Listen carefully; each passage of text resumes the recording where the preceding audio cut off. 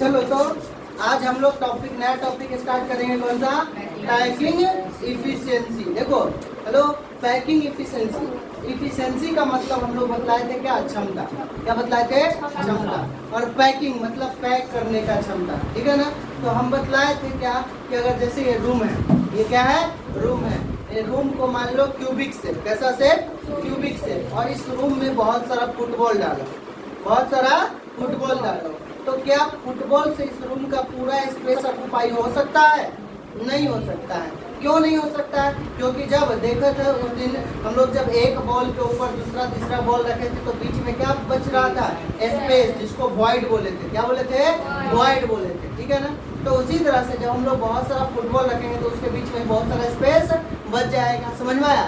तो अब कितना स्पेस बचेगा और कितना स्पेस ऑक्यूपाई कर लेगा, उसी को हम लोग को पढ़ना है। तो सबसे पहले हम लोग को हेडिंग क्या लिखना है? Packing efficiency. तो पैकिंग इफिशियंसी क्या हो जाएगा? तो इफिशियंसी का मतलब ये बताया क्या? क्षमता। तो हम लोग बोल सकते हैं the percentage of space occupied by the atom in a unit cell. मतलब एक यूनिट सेल में कितना परसेंट स्पेस ऑक्यूपाई कर ले रहा है, उसी को क्या बोलेंगे? Packing efficiency. और चूंकि हम लोग को 7 को यूनिट सेल में से कौन सा यूनिट सेल मात्र पढ़ना था? क्यूबिक। कौन सा? क्यूबिक वाला पढ़ना था। अब क्यूबिक में क्या वो था? क्यूबिक में क्या प्रकार का लैटिस था?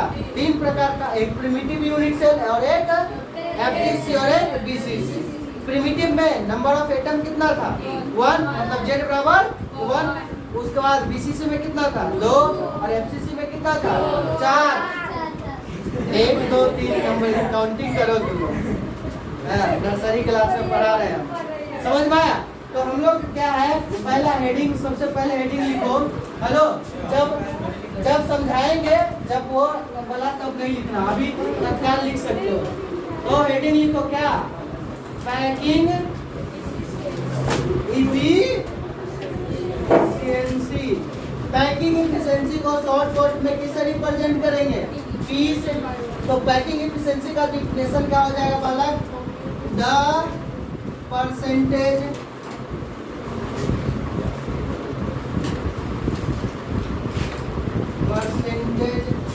Space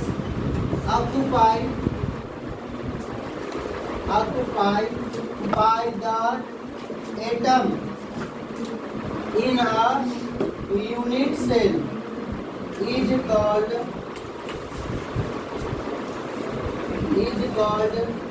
packing efficiency. Packing efficiency.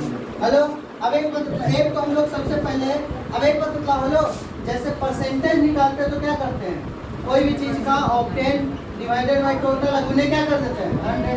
और अगर 100 से नहीं गुना करो तो पता है वो क्या हो जाता है? फ्रैक्शन। क्या हो जाता है? तो हम लोग पहले लिख लेते हैं पैकिंग फ्रैक्शन। पैकिंग पीएफ मतलब पैकिंग फ्रैक्शन। तो पैकिंग फ्रैक्शन क्या हो जाएगा?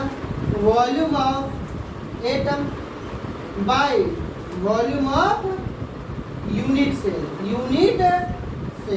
इसको करेंगे तो ये क्या होगा हमारा? Packing fraction. पीएफ का मतलब लिख देते हैं, क्या होता है?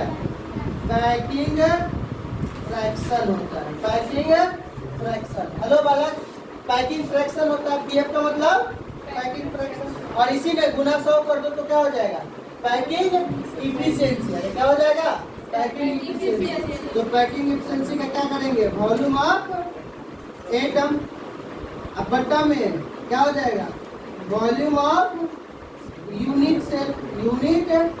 अब उन्हें क्या कर देंगे? 100।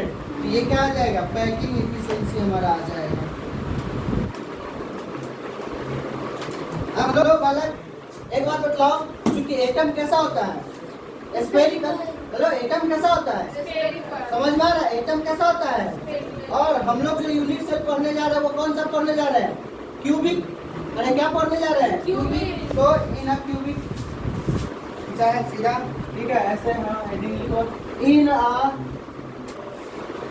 Cubic unit cell. Cubic unit cell में बताओ पैकिंग इफिशियंसी। अब एक बात बताओ, यहाँ पर हम क्या बोले थे, एक एटम का निकालो, जितना एटम होगा उतना से क्या कर दो, गुना कर दो। तो नंबर ऑफ एटम को किससे रिप्रेजेंट किया था, जेड से। अब उन्हें एक एटम का वॉल्यूम कितना हो जाएगा, 4/3πr²।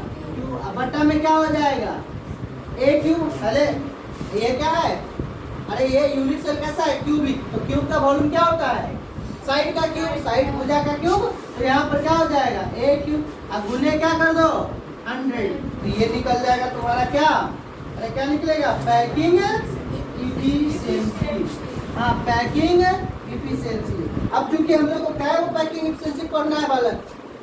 अरे कितना पैकिंग इफिशिएंसी पढ़ना है, 3 प्रकार का।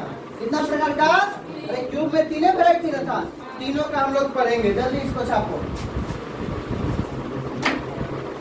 जल्दी इसको छापो, जल्दी छापो। देखो हम लोग को कितना प्रकार का पढ़ना है, 3 प्रकार का। सबसे पहले क्या हम लोग पढ़ेंगे, प्रिमिटिव यूनिट सेल। देखो इसमें 3D स्ट्रक्चर को समझना बहुत जरूरी है। अगर 3D नहीं समझ पाए तो फिर हम लोग को बहुत परेशानी में आ जाएगी, समझ में आया। तो हम लोग को क्या समझना होगा, 3D स्ट्रक्चर। तो सबसे पहले प्रिमिटिव यूनिट सेल में कोई दिक्कत नहीं है। तो इन क्यूबिक यूनिट सेल में हम लोग पहला कौन सा ले लेते हैं, अरे पहला कौन सा ले लेते हैं, packing efficiency in primitive unit cell.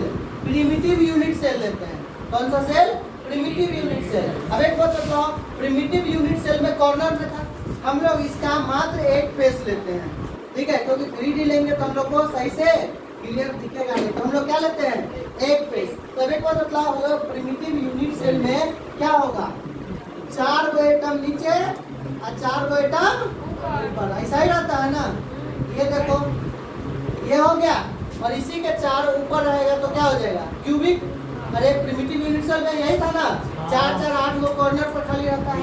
अब अगर इसके सेंटर से सेंटर मिलाओगे, इसके सेंटर से सेंटर मिलाओगे, तो ये जो है ये क्या बन के तैयार होगा, स्क्वायर। और स्क्वायर के ऊपर स्क्वायर आएगा तो क्यूब। अब एक बात बताओ, इसका रेडियस r और इस स्फीयर का भी रेडियस r। तो क्या हम लोग लिख सकते हैं a बराबर 2r। अरे a बराबर 2r लिखा जा सकता है। अब एक बात बताओ, तुम लोग बताओ कि यहाँ पर कैसा यूनिट सेल है ये, अरे कैसा यूनिट सेल है ये, प्रिमिटिव। तो प्रिमिटिव में बदलाव तुम लोग सबसे पहले यहाँ पर z बराबर क्या हो जाएगा, 1, पता है ना, z बराबर क्या होगा, 1 पता है। अब relation between a and r, a और r के बीच में क्या रिलेशन निकल गया, a बराबर 2r। अरे a बराबर क्या निकल गया, 2r। नाउ पैकिंग इफिशिएंसी का फॉर्मूला बतलाओ। पैकिंग इफिशिएंसी का फॉर्मूला क्या होता है, z इंटू 4/3πr³ बटा में a क्यूब। समझ में आया। और गुने क्या कर देंगे, 100। समझ में आया। तो अब एक बात बतलाओ, पैकिंग इफिशिएंसी, ठीक है, इधर देखो 1 और यहाँ पर 4/3πr³ बटा a के जगह पर क्या रख दो, 2r। तो 2r का क्यूब क्या हो जाएगा, 8 क्यूब डायरेक्ट लिख दे। अरे 8r क्यूब लिख दे, कोई दिक्कत। a के जगह पर 2r रख दो, 2 का क्यूब 8 और r का क्यूब r, गुने क्या हो जाएगा 100। अब बतलाओ यहाँ पर r क्यूब से r क्यूब गया, 4 दूना 8, तो क्या हो जाएगा, 5/3 दूना 6। अरे तो पैकिंग इफिशिएंसी कितना आया, 5/6 इंटू 100 आया। अब अगर पैकिंग इफिशिएंसी देखोगे तो यहाँ पर इसको जब करोगे ना, तो ये कितना आता है, 52.34% होता है। समझ में आया, जो कि अप्रॉक्स में 52.4 ले लेते हैं। कितना ले लेते हैं, अप्रॉक्स में 52.4% ले लेते हैं। ये समझ में आया। अरे ये समझ में आया, इसमें कोई दिक्कत है बालक,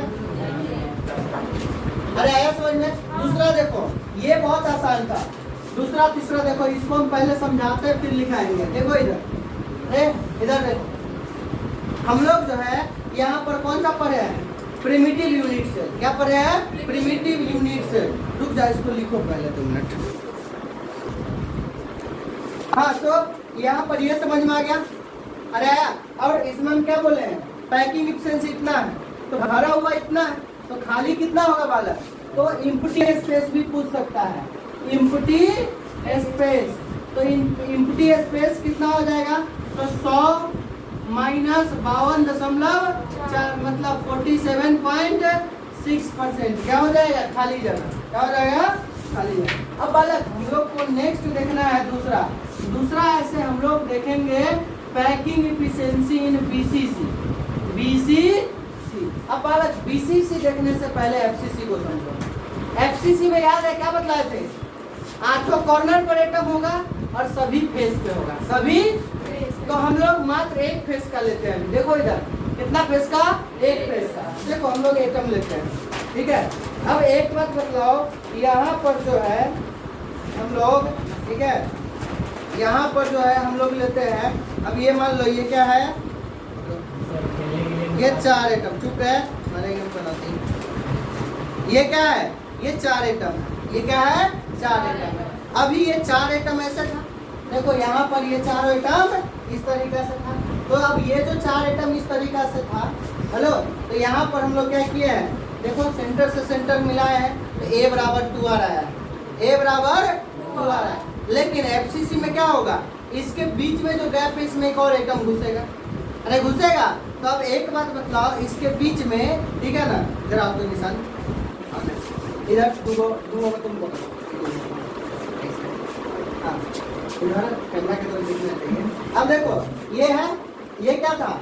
प्रिमिटिव यूनिट्स है। कैसा था? Primitive units. अब इसके बीच में एफसीसी का मतलब क्या हुआ?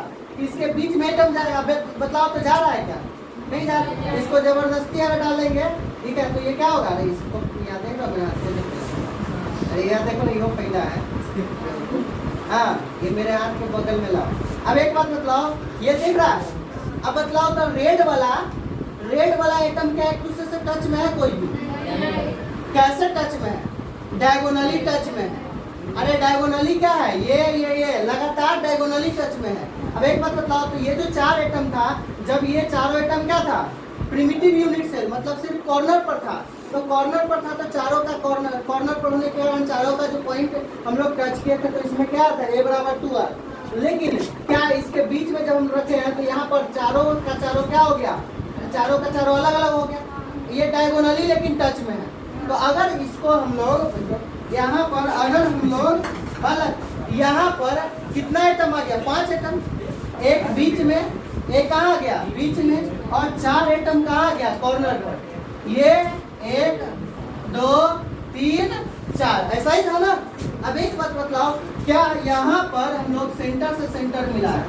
हेलो, सेंटर से सेंटर मिला है। इधर देख, सेंटर से सेंटर मिला है। तो ये क्या है? R।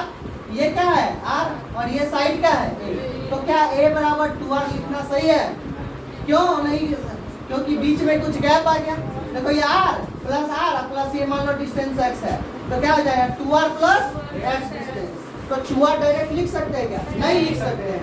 तो अब ये तो बताओ, ये स्क्वायर है, ये साइड A है, ये साइड A, तो ये भी साइड क्या हो जाएगा? A। अरे होगा। अब ये साइड A तो ये भी साइड A हो जाएगा। और इसका डायगोनल क्या हो जाएगा मान लो, ठीक है ना? तो ये इसको फेस डायगोनल लिख लो, FD, फेस डायगोनल। तब एक बात बतलाओ, ये क्या हो गया? राइट एंगल ट्रायंगल हो गया। राइट एंगल ट्रायंगल निकालना आता है? हाइपोटेनस। हाइपोटेनस का फॉर्मूला क्या होता है? हाइपोटेनस मतलब फेस डायगोनल। कितना हो जाएगा? √A² प्लस B² तो A²। ओ क्या हो जाएगा? √2A² हो जाएगा। तो √2A बाहर आ जाएगा। तो ये डायगोनल कितना आ गया? √2A। अरे आया। और ये बात बतलाओ, डायगोनल किसका? ये R है। ये कितना है? 2R। और ये कितना है? R। तो क्या फेस डायगोनल जो है वो कै बार के बराबर है? 4 बार। और फेस डायगोनल कितना निकला है? √2 है। तो क्या √2A बराबर 4R लिख सकते हैं? तो A बराबर कितना हो जाएगा? 4/√2। आया समझ में? नहीं आया? एक बार और बतला देते। देखो ये क्या है? फेस वाला जब आएगा, face FCC, face centred cubic unit cell, तो क्या होगा? 4 एटम के बीच में एक 5वां एटम घुस गया। अब 5वां एटम घुसेगा तो A बराबर डायरेक्ट 2R नहीं लिख सकते, क्योंकि देखो बीच में क्या आ गया? गैप आ गया, कुछ डिस्टेंस एक्स्ट्रा आ गया। तो A बराबर 2R लिखना गलत हो जाएगा। तो हम लोग ये एक क्या कर लिए, फेस डायगोनल बना लिए। अरे इस कॉर्नर से उस कॉर्नर ले जाएंगे तो क्या कहलाता है, डायगोनल, और फेस है इसलिए क्या बोल रहा है, फेस डायगोनल। तो फेस डायगोनल हो गया, और ये फेस डायगोनल जो होगा ये राइट एंगल ट्रायंगल बना रहा है, तो इसका स्क्वायर प्लस इसका स्क्वायर रूट में ले लो तो कितना आ जाएगा फेस डायगोनल, रूट अंडर 2। और ये टोटल फेस डायगोनल क्या वार के बराबर है, 4 वार के बराबर, तो क्या हो जाएगा रूट अंडर 2a बराबर 4 है, तो a बराबर कितना हो जाएगा 4 बाई रूट। लेकिन हम लोग को पढ़ना है बीसीसी, बीसीसी का आज भी खेला। हेलो बीसीसी में क्या वो है, बीसीसी में क्या हुआ है बताओ तो, बीसीसी में क्या हुआ है, बीसीसी में हेलो ये देखो 4 एटम नीचे और 4 एटम ऊपर, 4 एटम नीचे और 4 एटम ऊपर। अब देखो ये इस तरीका से क्या बनता है, ये प्रिमिटिव यूनिट सेल, क्या बना, प्रिमिटिव यूनिट सेल बना। अब एक बात बतलाओ, ये हाँ अब एक बात बतलाओ, इसमें जो 5वां आइटम डालेंगे मतलब 6ठा आइटम, 4 4 8 9वां आइटम। तो अब एक बात बतलाओ, ये जो 9वां आइटम डालेंगे तो ये क्या करेगा, 8 को दूर भगा देगा। जैसे वहां पर बीच में डाले थे तो 4 को दूर भगा रहा था, यहाँ पर डालेंगे तो क्या होगा, 8 को। देखो यहाँ पर दिख रहा है ना, अब 8 आइटम दूर हो गया तो इसमें दिखेगा तुमको कौन सा आइटम टच में है, डायगोनल बनाएगा, कौन सा आइटम, डायगोनल। और वो भी कौन सा डायगोनल, फेस डायगोनल नहीं दिखेगा, बॉडी डायगोनल दिखेगा। कौन सा डायगोनल, बॉडी डायगोनल दिखेगा। हेलो बॉडी डायगोनल, देखो ये फिगर जो है एनसीईआरटी में दिखाया हुआ है, देखो एनसीईआरटी में हम लोग लेते हैं, देखो एनसीईआरटी में दिखाया हुआ है, देखो एनसीईआरटी में ये देखो ये फेस है, फेस का डायगोनल लेकर के दिखाया हुआ है, और ये क्या हुआ है, बॉडी डायगोनल। अब एक बात बताओ, मैथ का तुम लोग स्टूडेंट का बॉडी डायगोनल निकालने आ जाएगा। बॉडी डायगोनल मतलब रूम का वही कॉर्नर से वही कॉर्नर, हेलो फेस डायगोनल मतलब इसी दीवार में आई कॉर्नर से आई कॉर्नर, वही कॉर्नर से ई कॉर्नर, ये क्या हो गया फेस डायगोनल। और बॉडी डायगोनल मतलब पूरी दीवार का वही कॉर्नर से वही कॉर्नर, मतलब ऐसे जाएगा, तो ये क्या हो गया बॉडी डायगोनल। बॉडी डायगोनल निकाल सकता है किसी से नहीं, देखो हम बतलाते हैं बॉडी डायगोनल कैसे निकलेगा। फेस डायगोनल दिक्कत है, फेस डायगोनल याद ही रख लेना, फेस डायगोनल कितना होता है, रूट अंडर 2a के बराबर, रूट अंडर 2a के बराबर। अब बॉडी डायगोनल हम लोग इसमें 3D इमेज बनाते हैं, देखो 3D इमेज, देखो यहाँ पर जो है 3D इमेज बनेगा तो यहाँ पर क्या होगा, ये देखो ये जो है तुम्हारा,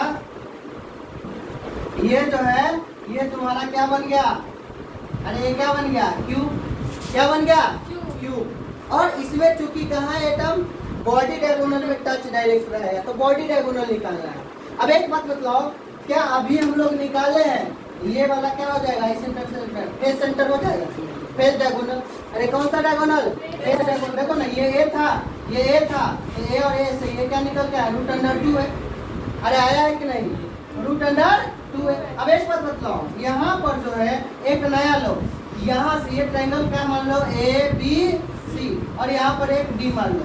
ये जो है देखो रूम का इस कॉर्नर से इस कॉर्नर पर जा रहा है, हेलो वही कॉर्नर से वही कॉर्नर जा रहे हैं, तो यहाँ से यहाँ जा रहे हैं। अब बतलाओ ये क्या ट्रायंगल ऐसा बन रहा है क्या, ऐसा ऐसा ऐसा, अरे देखो ना ऐसे ऐसे ऐसे राइट एंगल ट्रायंगल बन रहा है, ये देखो ये, और यहाँ पर देखो ये परपेंडिकुलर, फिर ये और फिर ऐसे, समझ में आया। तो ये बन रहा है राइट एंगल ट्रायंगल। तो अब देखो ये साइड पता है ए, हेलो ये रेड वाला साइड क्या है, ए, रेड वाला साइड क्या है, ए, ब्लैक वाला फेस डायगोनल था तो वो कितना है, रूट अंडर 2 है। और ब्लू वाला क्या हो गया, बॉडी डायगोनल, क्या हो गया, बॉडी डायगोनल। अरे रूम में 13 ट्रायंगल है, ऐसे करके, समझ में आया, ऐसे करके ट्रायंगल है, तो ये ऐसे ऐसे, समझ में आया, मतलब ये ऐसे ऐसे ऐसे, समझ में आया, ये ट्रायंगल बना, ट्रायंगल बना। अब इस ट्रायंगल में बतलाओ ये ए है, ये रूट अंडर 2 है, और ये 90 डिग्री है, ये कितना है, तो हाइपोटेनस नहीं निकल जाएगा, तो एडी का क्या आ जाएगा, रूट अंडर 2a का स्क्वायर प्लस a का स्क्वायर, तो क्या आ जाएगा, रूट अंडर 3। अरे 2 का स्क्वायर 2 18, तो रूट अंडर 3। अरे याद है, क्या टेंशन ले रहा है, ठीक है, रूट अंडर 3 आया समझ में, अरे आया कि नहीं। अब इसमें भी क्या एटम है, 3 गो एटम, कैसे, तो एगो आई कॉर्नर पर, एगो बीच में, एगो आई कॉर्नर पर, तो इसका कितना r, इसका 2 और इसका r, तो कितना हो गया बॉडी डायगोनल, 4r के बराबर, तो a बराबर क्या हो जाएगा, 4/√3r होगा कि नहीं? अरे आया। तो फेस डायगोनल में √2a बराबर 4r करना है और बॉडी डायगोनल में √3a बराबर 4r करना है, याद रहेगा। फेस डायगोनल में √2a बराबर 4r और बॉडी डायगोनल में √3a बराबर 4r, याद ही कर लो। बॉडी डायगोनल कितना होगा, कोई भी क्यूब होगा, कोई भी क्यूब, उसका बॉडी डायगोनल अब निकालने का आवश्यकता नहीं है, हम बता दिए क्या होगा, √3a। और फेस डायगोनल क्या होगा हमेशा, √2a क्यूब के लिए। किसके लिए, क्यूब के लिए। बॉडी डायगोनल क्या होगा हमेशा, √3a और फेस डायगोनल √2a।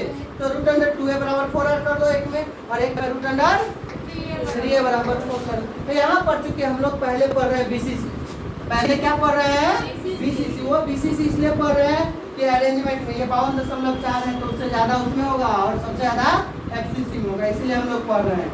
लेकिन एनसीईआरटी में उल्टा किया हुआ है, पहले बीसीसी ही पढ़ा दिया हुआ है, समझ में आया? तो सबसे पहले हेलो इसका हम लोग क्या बनाते हैं, फिगर बनाते हैं। देखो ये देखो फिगर समझ लो दोबारा। हेलो ये क्या है बालक बताओ, ये क्या है हमारा, क्यूब है। क्या है, क्यूब है। अब बताओ इस क्यूब में, हेलो ये जो है हमारा क्यूब है। अब यहाँ पर जो है ये जो क्यूब बना, तो इस क्यूब में सबसे पहले हम लोग ये ट्रायंगल क्या मान लिए हैं, ABC। तो यहाँ पर ABC में AC जो है वो फेस डायगोनल है, AC क्या है, फेस डायगोनल। और यहाँ पर जो है हम लोग D लिए हैं, और AD क्या है, A से D तक। AD क्या हो गया, बॉडी डायगोनल। AC हो गया फेस डायगोनल, ठीक है। तो यहाँ पर सबसे पहले BCC में Z बराबर कितना होता है, 2, ये सबको पता है। अब नाउ फेस डायगोनल, ठीक है। नाउ इसमें ले लो इन ट्रायंगल ABC, ठीक है। तो क्या हम लोग लिख सकते हैं, AC बराबर √AB का स्क्वायर प्लस BC का स्क्वायर। ये AB और BC दोनों क्या है, A और रेड वाला सारा A के बराबर है, रेड वाला सारा साइड लेंथ A के बराबर है। तो AC बराबर क्या हो जाएगा, √A का स्क्वायर प्लस A का स्क्वायर। तो AC बराबर कितना आ जाएगा, √2a डायरेक्ट लिख दे। और यही हमारा क्या हो गया, in triangle ABC face diagonal AC बराबर लिख लेना √2a। ये फेस डायगोनल आ गया। हेलो क्या गया, फेस डायगोनल क्या आ गया, √2a। ये इक्वेशन 1 मान लो, ठीक है। नाउ किस ट्रायंगल में देखना है, ADC। अरे now in triangle ADC body diagonal, मतलब body diagonal. In triangle ACD में क्या हो जाएगा, AD बराबर √AC का स्क्वायर प्लस DC का स्क्वायर होगा। अरे होगा कि नहीं, कहीं दिक्कत हो तो पूछ लेना। तो AD बराबर बताओ क्या हो जाएगा, √AC कितना है, AC कितना है, √2a का स्क्वायर प्लस A का स्क्वायर। सोल्व करो तो AD बराबर कितना आएगा, √3a आ गया। ये क्या हो गया, अरे ये क्या हो गया, ये बॉडी डायगोनल दूसरा, समझ में आया? अरे आया कि नहीं? अब इसी में, हेलो इसी में जो एटम जो होगा, ब्लैक कलर से एटम को दिखा देते हैं। तो ये एटम 1, 2 और ये तीसरा, समझ में आया? अरे आया कि नहीं? तो अब बतलाओ ये क्या हो जाएगा, R, ये 2R और ये R। तो क्या AD बराबर हम लोग यहाँ पर लिखते हैं, ठीक है। इसको मिटा दे, ठीक है। रिलेशन बिटवीन क्या लिखेंगे अब, A एंड R। अरे क्या लिखेंगे, relation between A and R, ठीक है। तो now relation between A and R, A और R के बीच में रिलेशन मतलब। तो AD बराबर कितना है, 4R के बराबर, और AD बराबर कितना है, √3a के बराबर। दोनों को बराबर कर दो, तो √3a बराबर कितना हो जाएगा, 4R। तो A बराबर क्या हो जाएगा, 4/√3a। ये A आ गया। पूछ देता ये भी कि BCC में A बराबर कितना R होगा, तो A बराबर कितना हो जाएगा, वैसे नहीं याद रखना, इसे याद रखना। BCC में √3 है, और एफसीसी में रूट अंडर 2 को पूरा के बराबर कर देना। समझ में आया?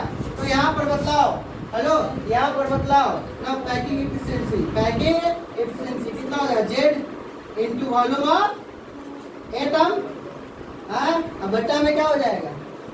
बट्टा में वॉल्यूम ऑफ यूनिट सेल एक यूनिट और गुने 100। तो पैकिंग एफिशिएंसी बताओ, जेड कितना है? 2 volume of unit cell 4/3 pi r और एक क्यू, एक के जगह पर क्या रखोगे? 4/√3 आर का होल गुने 100। अब मतलब R2 से R2 कैंसिल हो जाएगा। अब इसको जब निकालोगे तो इसका पैकिंग एफिशिएंसी हम डायरेक्ट लिख देते हैं, कितना आएगा? 68%। कितना परसेंट? 68%। 68% देखो एनसीईआरटी में दिया हुआ क्या है? 68%। समझ में आया? 60। अब एक बार बताओ, पैकिंग एफिशिएंसी हो गया 68%, तो इम्प्टी मतलब खाली जगह कितना होगा? 100 माइनस 68 32%। इम्प्टी स्पेस कितना हो जाएगा बालक? 100 माइनस 68, सीधा लिख दे 32%। समझ में आया? छापो इसको, छापो जल्दी।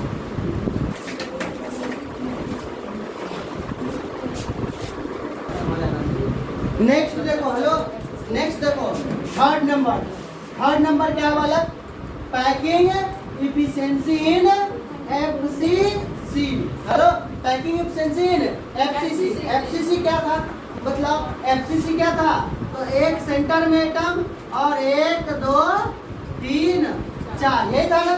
अब इसके सेंटर से सेंटर मिलाओ, तो इसके सेंटर से सेंटर मिलाओगे ये A बराबर 2R कतई नहीं हो सकता है। हो सकता है क्या? नहीं हो सकता। तो हम लोग क्या करेंगे? इसका बेस डायगोनल मिलाएंगे ABC। तो AC बराबर क्या बतलाया है? रूट अंडर, अरे क्या बतलाया है? रूट अंडर ये R, ये 2R और ये कितना हो जाएगा? R। तो बतलाओ, हम लोग पिछले ही में पढ़े AC बराबर रूट अंडर 2 है और यहाँ पे AC बराबर कितना आ रहा है? 4R। तो क्या हम लोग relation between A and R में लिख सकते हैं? रूट अंडर 2A बराबर 4R। A बराबर कितना हो जाएगा? 4/√2R। नाउ पैकिंग इफिशिएंसी बतलाओ क्या हो जाएगा? Z into volume of atom by AQ गुने 100। तो बतलाओ पैकिंग एफिशिएंसी कितना हो जाएगा? Z कितना होता है? सॉरी इसका Z लिखना भूल गए। कितना होता है Z? 4 होता है। तो 4 into volume of atom 4/3 pi r cube बटा AQ, एक के जगह पर 4/√2R का होल क्यू गुने 100। बतलाओ यहाँ पर क्या हो जाएगा? RQ से RQ कैंसिल हो जाएगा। इसको जब निकालोगे तो पैकिंग एफिशिएंसी आता है 74%। और बतलाओ तो इम्प्टी स्पेस कितना हो जाएगा? Empty space 100 minus 74 26%। अरे कितना परसेंट? 26%। समझ में आया? तो कल जो है ये हमारा चैप्टर खत्म कर लेंगे, ठीक है? कल जो है ये चैप्टर हम लोग खत्म कर लेंगे। आज के लिए इतना ही। समझ में आया? लिख लो, छाप लो जल्दी।